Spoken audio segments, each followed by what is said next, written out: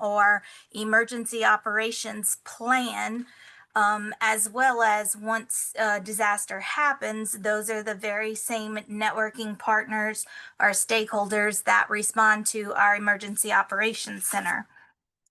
So without educating you on EBR, this slide here just kind of gives you some of those fun facts, or what we call the planning elements that we do have to incorporate in our day-to-day thought process. So I mentioned there is six of us, six personnel here at MOSEP, and there's 456,000 residents that we are responsible for. So within the five now municipalities here, we also are charged with all of the unincorporated areas. So even the square miles of land and waterways, like as Allison mentioned, the 15 healthcare or hospital facilities that are in Region 2, we all kind of share those planning elements and community characteristics because we do overlap, and it takes all of us. So, how we kind of communicate our message to the public is through our Red Stick Ready program. So, for any of those that don't know, Baton Rouge is French for Red Stick. So, our public safety program called Red Stick Ready actually encourages that Baton Rouge specific to take on a personal preparedness approach to disaster planning. As the average resident, many of us think that making that quick trip to the grocery store prior to, hurricane watches, that's our way to kind of get ready. And we don't think about those small things because my word is complacent. People get very comfortable with our day-to-day living, and they think because the news said a hurricane's coming, they're red stick ready, or their family is ready because they went and bought their water, and they got their cash from the bank and their canned goods, so we're ready to roll. Well, what is really important to us, and I think my main message today, is the pre-disaster planning part of that. So I know a lot of the agencies that are on the phone, or healthcare, related, home health, hospice, and you all do have license to operate. Therefore, either required or encouraged to have a community or a business emergency operations plan. So in a second, I'm going to kind of go into those planning elements, but this is one of our resources Darcy's going to talk about, that is our way to help communicate that message to not only our residents, but also the community members that kind of work in East Baton Rouge Parish or travel through, because, on a Saturday night in Tiger Stadium, we have more than just that normal 450,000 residents to care for and protect. Hi, Darcy here. So this is our Red Stick Ready app. We are very excited about it. We just launched it earlier this month. You can download it free on your Apple and Android devices. On the app, it's like a one-stop shop for emergency preparedness. So I know on the graphic right here, it has severe weather preparedness, but if you actually go and download the app today, it has hurricane preparedness on it, and you click that button and it has all kinds of important information for citizens during hurricane season: how to prepare before, things to know during, things to help you during the recovery process. We have customizable disaster plans. We have games on there for children. We have some information about our office, ways for you to get involved in the community. We have weather information right at your fingertips, like Miss Allison was talking about with the National Weather Service. All of those resources are just right here on your cell phone. And whenever we do have an emergency in East Baton Rouge, all of the emergency information that we're getting here at the Emergency Operations Center will also be populated on the app. So road closures, shelter locations, sandbag locations. So it's really wonderful resource for all of the citizens of East Baton Rouge, and even Region 2. So we highly encourage everybody to advertise it, download it, and just utilize it so we can all be better prepared. Yeah, so and it's that much more special to Darcy because she'll never give herself the credit, but she is the brain behind that operation. So do feel free to reach out, or if there's something that you're looking for specific to East Baton Rouge Parish or Region 2, emergency management related, really, we're here. And if we don't know the answer or how to get it to you, we will reach out to some of those partners, and we're happy to help with that. And then, again, Darcy's the brain, so she's the know all end all. But that was a very good transition to Darcy mentioned our Emergency Operations Center. So when we are activated here in East Baton Rouge Parish, this gives you a little snapshot of our main EOC and some of the partners that we're able to capture in that one snapshot. And then a picture of our mobile command unit, which is able to be deployed near what we call the hot zones during disasters, but we're still able to protect our public safety partners that are part of that. So on this next slide, you'll see some of those EOC stakeholders that I mentioned earlier. And this kind of will tie into the planning efforts in just a second that I mentioned. But all of these stakeholders are available here in the Emergency Operations Center. So going back to what Allison mentioned as the designated regional coordinator for Region 2, Allison has a seat, or better yet, her own room here in the East Baton Rouge Parish Emergency Operations Center. Because of HIPAA rules and regulations, of course, we do separate Allison, but she is the most bubbly personality, so we like to make sure she comes out and visits a lot during a disaster because she can make everyone smile. But that is a very important piece for the stakeholders on this call today to be aware of, because with that integration that I mentioned for MOSEP, or coordination, a one call to Allison or that designated regional coordinator in your parish or county EOC really can go a long way, because they do have access to all of these stakeholders that you see. So Allison may be in that individual room, which is right off of our EOC, but she can take 5 steps and she can touch a fireman or a public works representative, those healthcare and EMS, administrative folks, the operations team. She has information that the entire parish is putting out. So even before it's like hot off the press, Allison is going to be aware of it. And chances are, if it's healthcare related, it's stemmed from the information that you all are sharing with your DRC. So that's to me, a proven point or case in point, however they say it, to be a part of this healthcare partnership, or the networking.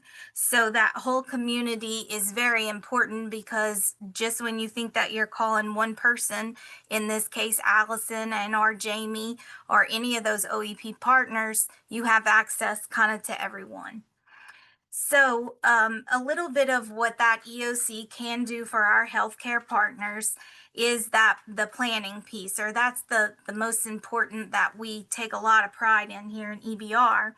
So as you'll see some of these numbers listed, we mentioned the 15 acute care hospitals in Region 2, but we also have approximately 25 nursing homes. And, look, nearly 60 nursing homes that actually have a plan to evacuate here to East Baton Rouge. So that approximately 60 number, and of course, those are the ones that we're actually aware of, those are going to obviously be on top of the 25 that function here on an everyday basis.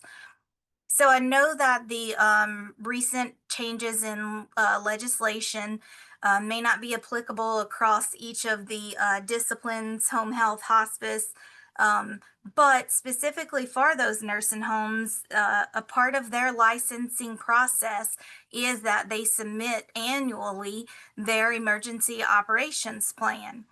Well, a lot of folks kind of think of that, 300 page three ring binder as a very tedious process. And, sometimes we, again, get complacent in what we do because we do it every day. So we get comfortable with it, right?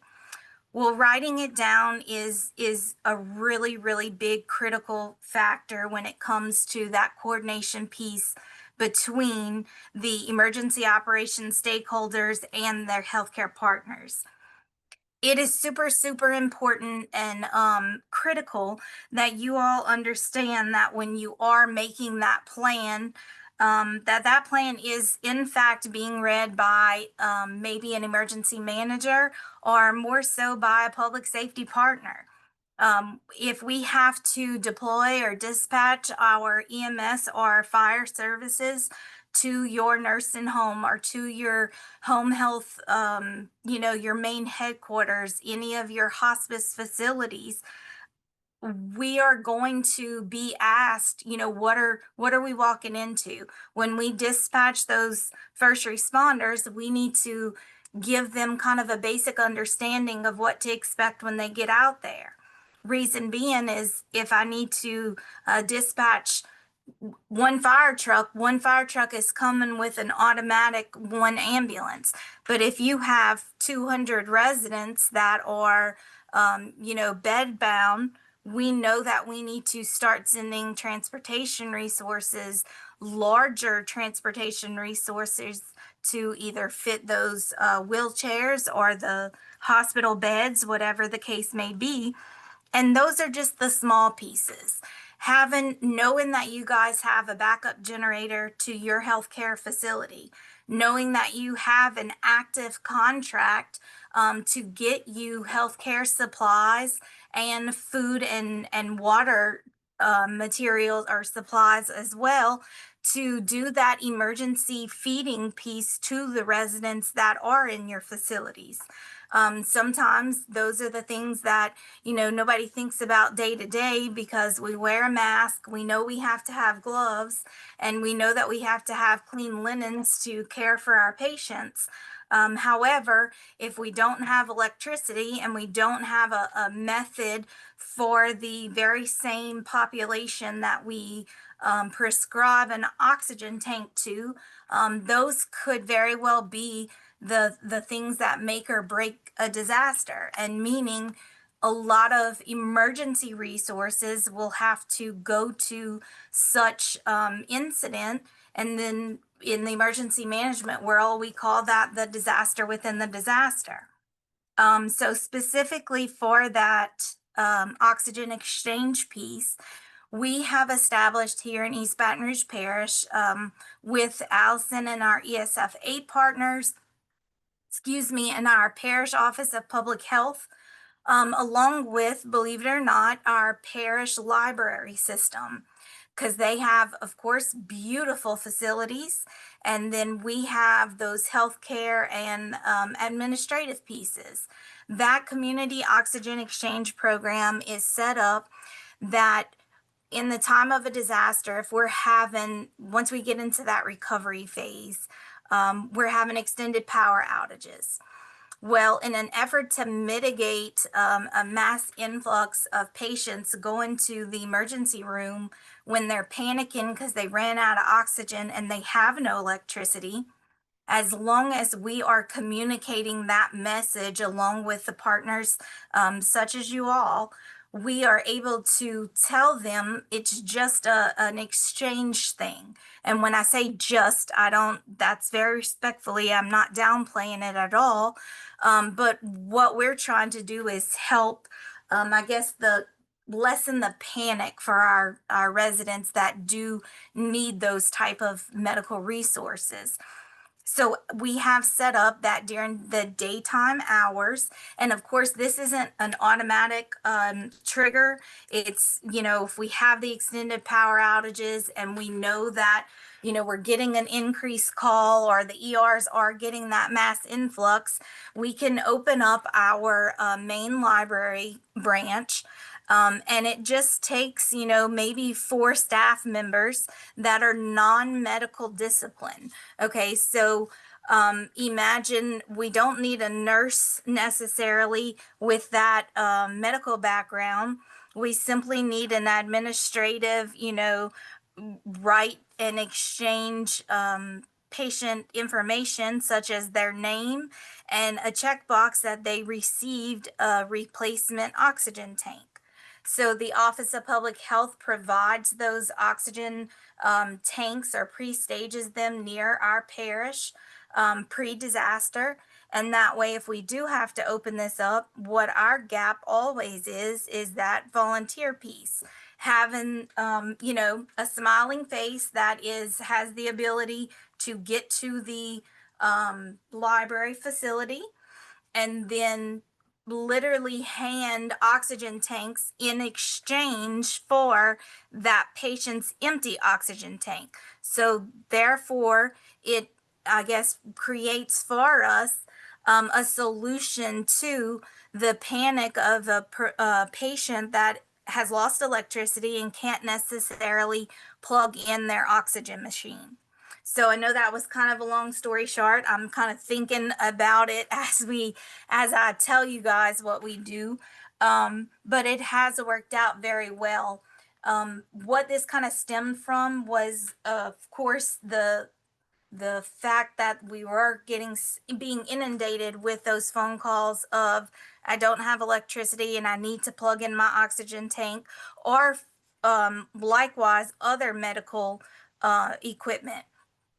We were able to partner with all of those stakeholders across the parish, and then we're able to share that information with West Baton Rouge Parish residents, or when one neighbor from Ascension learns of it, it's fine because as long as they can safely travel to our parish and to that exchange pickup point, then that's one less or one more mitigated patient that is not going to flood the lobby of the emergency room, when in fact all it is electricity that they need. But that's part of that planning piece. So when you submit your emergency operations plan pre-disaster, these are some of the bits and pieces that we as emergency managers are going to look for. We are going to want to know that you have generators on your facility, that you have a fuel contract to actually keep those generators running. That's often a big phone call as well. We are going to want to know that you do have emergency supply contracts, that you have vendors that are going to be able to get to you. Recently, a few years back, and even so now, the supply chain is quite it's quite a battle to achieve, because everything is delayed, all the prices are increased, and nobody has staff. And you guys know that story because you come from a very specific discipline. So everyone has to do their due diligence and have that personal preparedness effort. Ensure that information is written down so someone else is aware of potential gaps or potential resources that maybe we as the emergency managers can either pre-stage or ensure that our state partners like the ESF 8, those partners are aware of that, so we can too maybe help you in the time of disaster. So, lastly, one of the big questions from a lot of our industry folks and private stakeholders is the reentry, our placards. How do I, get the credentials to get back into the parish, specifically for staffing, but also for those very same supply chain partners? Well, it used to be that we had a very specific plan here for East Baton Rouge Parish, inclusive of the Region 2 parishes that you see listed here. But now we follow the state's recommendations, and now it's as simple as a business letter. but this is very much one of those things you'll want to plan for ahead of time to ensure your staff or critical stakeholders do have this information. To the right of the screen, you'll see that company letterhead, and it's kind of a template. It's very specific information. You need to have your company's information on it. You know, it can't just be a piece of paper. Of course, we need to know that it has some type of officiality, that employee's name and driver's license number. They may not always have that, or maybe they have a badge or credential for your company that can too be noted. And then, like, a vehicle description, that company identification information. Most importantly, if there are any questions, please ensure to place the manager or a representative that does have authority with your agency on that letter, because that, you know, if in time there are questions, and keep in mind, folks, in the time of a post-disaster re-entry type scenario, our first responders, specifically law enforcement, they're not out there looking to question individuals. This is obviously for security purposes, and so people do have that situational awareness. But the main strategy here is to keep our residents safe. If there are curfews, to ensure that we are setting the right example to our parish. And this is kind of a collective and official way to do so. So know that this information is recommended by the state. This is what we put out to our stakeholders, but it is not intended to be a headache for your agencies or your vendors. We are here to help, and if there is ever anything that we can do, or if there's questions, please reach out to your local Office of Emergency Management, and I'm certain that they are happy to help. And or Allison, and poor Allison, I keep saying her name a lot, but she really is that, as she said, for the weather service, she is our golden ticket to the healthcare, because she is that one voice that you all can coordinate with. But other than that, I didn't mean to make that so long, but if anyone has any questions, I am happy to answer that. Or Darcy, the brain, like I mentioned earlier.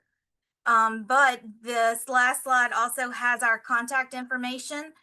Feel free to reach out to our office at any time, even if it's something outside of the Baton Rouge area. We are happy to help point you to the stakeholders that we do work with, or information that we do have.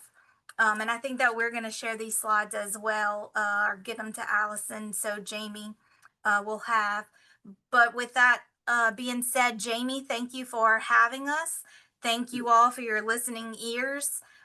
We appreciate your partnerships, and most importantly, we appreciate that pre-disaster networking, and that's exactly what today was all about.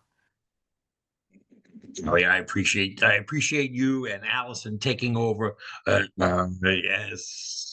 as unexpected as it could be. I've had two power outages here in New Orleans that Oh affected. no. So I lost you all, but you all were able to pick up and to proceed, and I really appreciate that sort of partnership that you all can provide, that redundancy in As terms of emergency management at its finest, Jamie, we got each other's I was backs. going to say the that same. I was that going to say some the same. that Perfect someone example.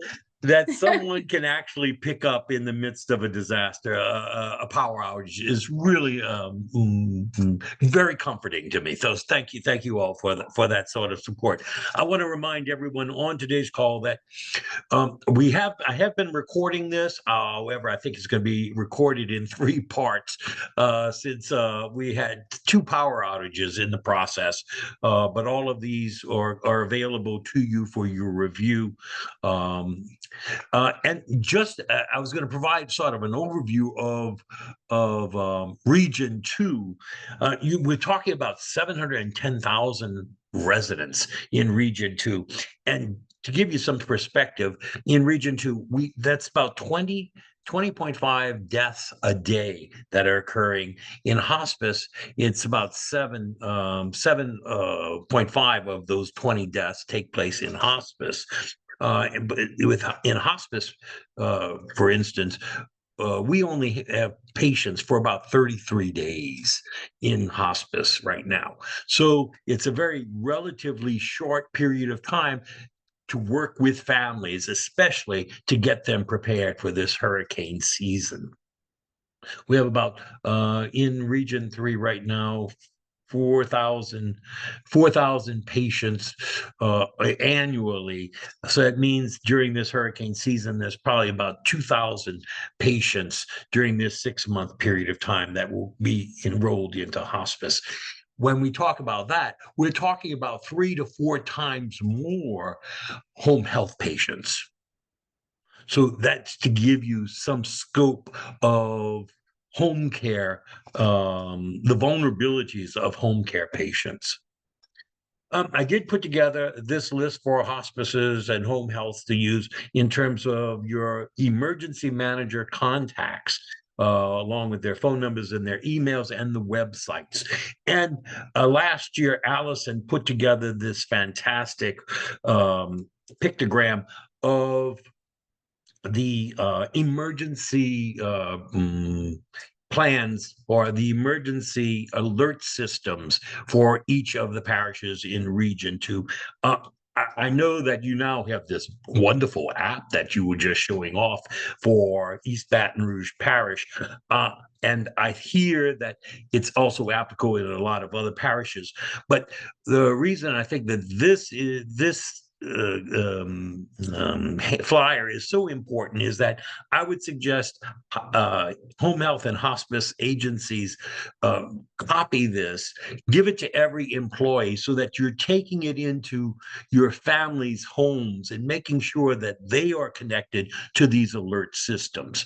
We just saw the disaster unfolding in Kerrville, Texas, and now again, it looks like there's one in New Mexico, as well as in North Carolina, and even in the outskirts of Chicago. They're looking at these flash floods and the importance of people getting these sorts of alerts from local, their parish, their county, and the National Weather Service in terms of these emergency systems. And this will give you all of those links in order to get not only your staff connected to the alert systems, but also your patients and their families. So Jamie, I can't take credit for that slide. I'm sorry. No. I know. I just wanted to give proper credit. That was our GoStep representative for Region 2 last year. That was Zeffie Douglas that put that together, I believe. So, so I was just the messenger and passing that along. But yeah, an excellent resource to share. It is, and that's why I want home health and hospice agencies to copy this, give it to every employee, to take to every visit that you're making, to make sure that your patients and families are connected to their local emergency management alert systems. And I will say as well, I believe that at least one or two of the other regions, maybe more, have this as well. I think Yes. I maybe saw it for Region 4, Region the 3 Lafayette and area. So if we've Region got some, 3 and Region 4 yeah, also if have. we've got some groups on the Yes. call, there's something similar for our neighboring regions as well. Right. And I put those into those packets for those regions as well, that those regions can download this as well.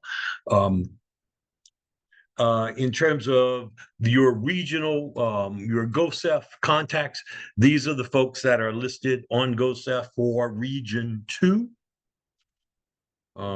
In terms of those regional coordinators, of course, everything for home health and hospice really needs to go through Allison. And if we can find someone in home health and hospice willing to take on the role of the designated regional coordinator in Region 2, that would even assist Allison even greater. I love working with Allison. I think anyone who wants to do this job will enjoy the sort of support that Allison is able to provide and to help you with. Thank you, Jamie. And in terms of what we were talking about, ESF 8, this is the support services for medical.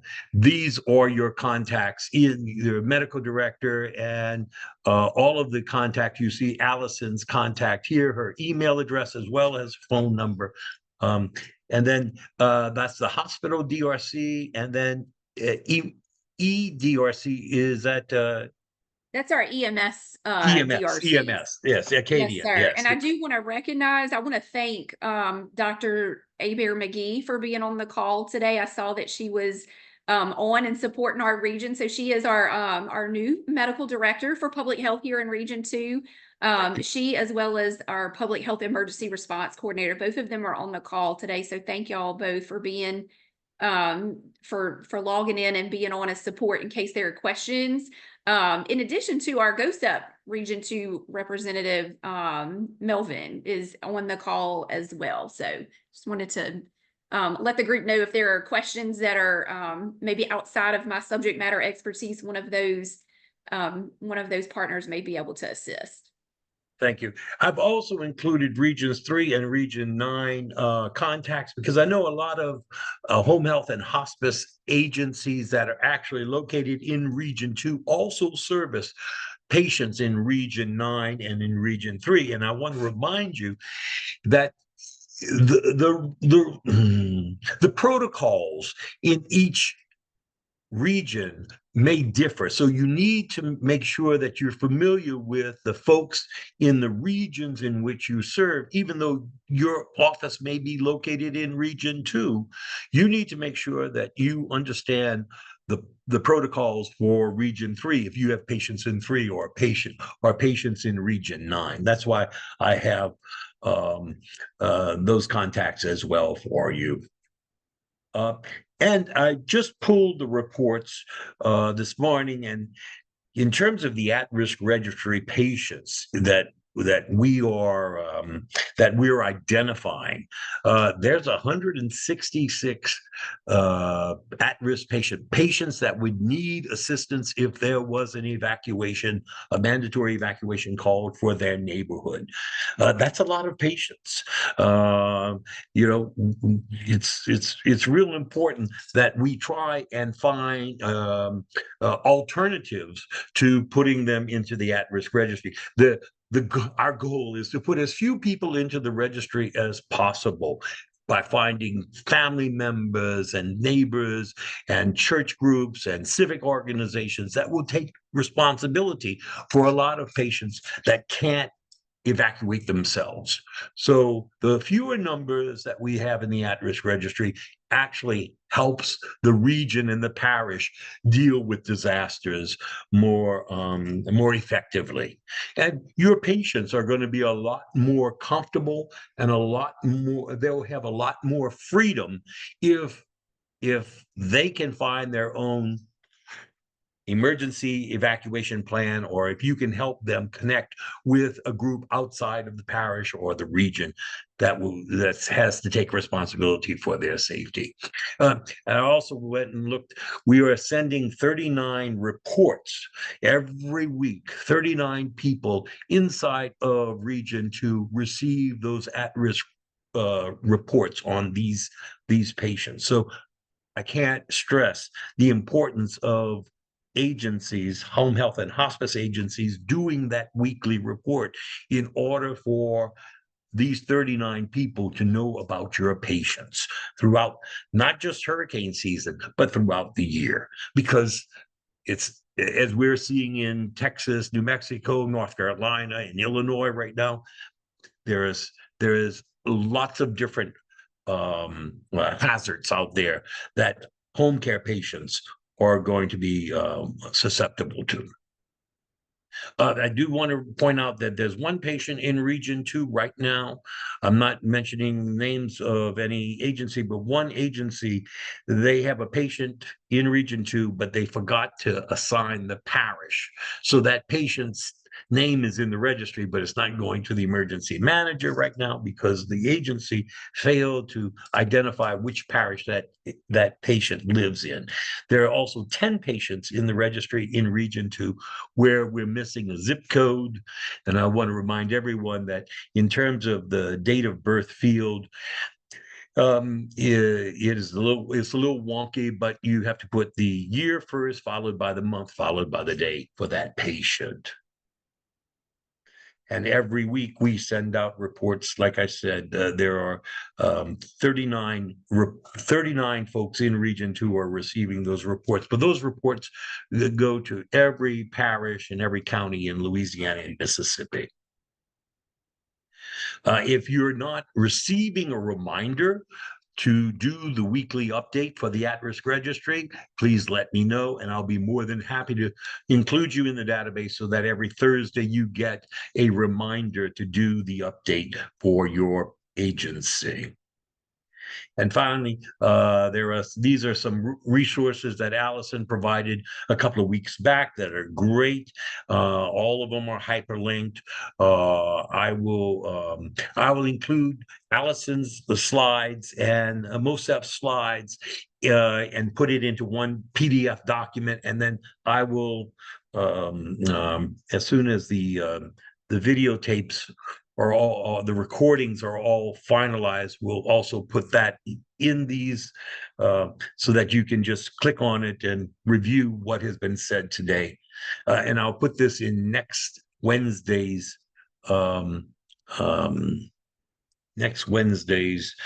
calendar invite so that you will have access to it there. I was also given the ESF Summer Lunch and Learn session. So there are a couple of coming up. Well, there's one that happened today, but for the next 2 weeks, you can also participate. You have to register for these sessions, but these are all related to medical issues during emergency sessions. And remind everyone that we will be back here next Wednesday at 1:01, and we will be specifically looking at the western part of Louisiana, the Metro Lake Charles Region 5.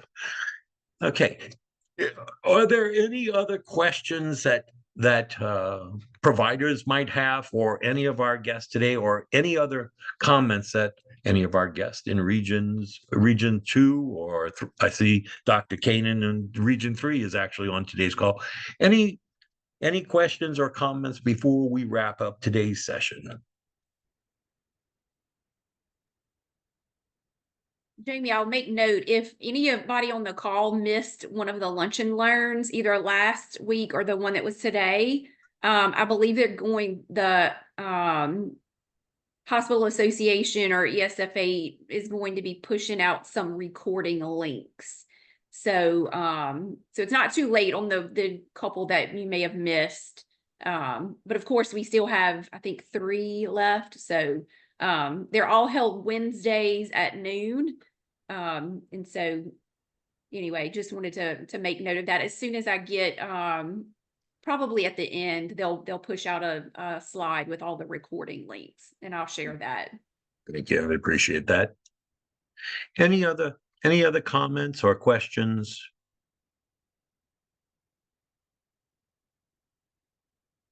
You have to either unmute yourself or put it in the chat box. I did see a question about, will these slides be available? And yes, as soon as I get the other 2 sets of slides, I'll put them all together in one big set. And like I said, it'll be turned into a PDF and then posted in next week's calendar invite for Wednesday.